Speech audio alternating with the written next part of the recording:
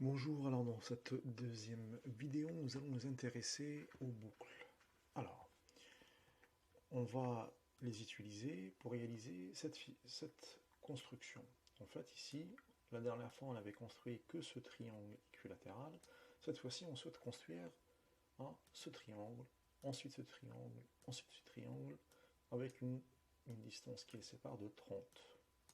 Alors, bien évidemment, ici, je peux construire plusieurs choses en rajoutant des blocs pour pouvoir ça, mais je vais le faire tout simplement en utilisant contrôle et bloc. Alors, bloc, qu'est-ce qui va me servir? Bloc, en fait, on va créer un bloc que je vais appeler triangle. Il va me permettre de réaliser la figure. Alors, si on regarde attentivement la figure, on voit bien que les instructions qui sont là, il y a des instructions qui se répètent. Avancer de 100, tourner de 120, avancer de 100, tourner de 120, avancer de 100, tourner de 120. Donc il y a une répétition de 3 fois. Puisque ça se répète 3 fois, dans contrôle,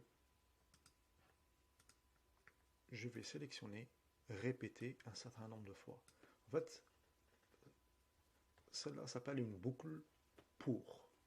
Une boucle bornée, parce que je sais combien de fois je vais répéter. Celle-là, par exemple, c'est une boucle tant que, en fait, j'utilise si j'ai une condition.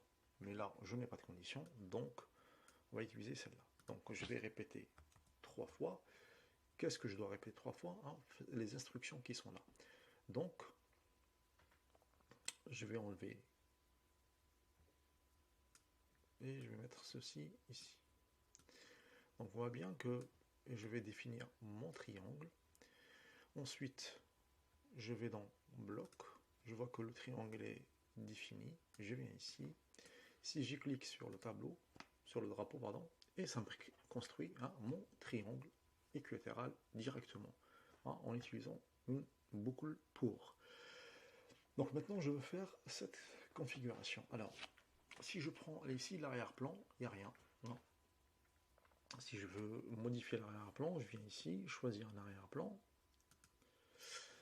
Je vais prendre mon repère, tout simplement pour voir que ici je suis à l'origine, 0, 0. Ce point-là représente 240 abscisse 0 ordonnée.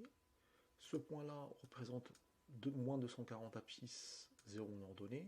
Ce point-là, c'est 0 en abscisse, moins 180 en ordonnée. Et enfin, ce point-là représente 0 abscisse et 180 ordonnées.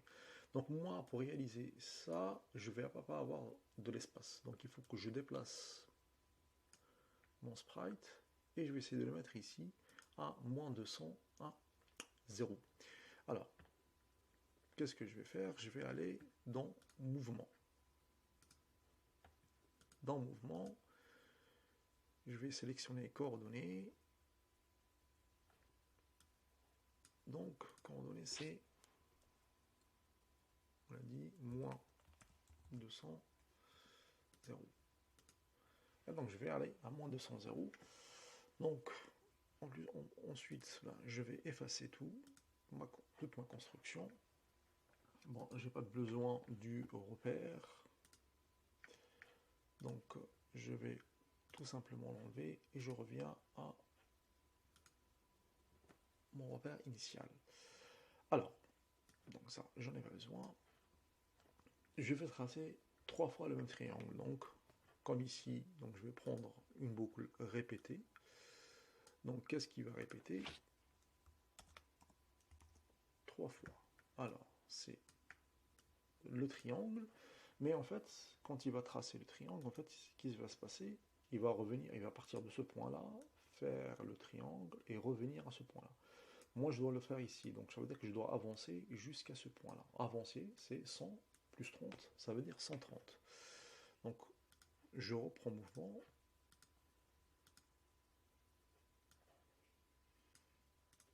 Je vais mettre 130.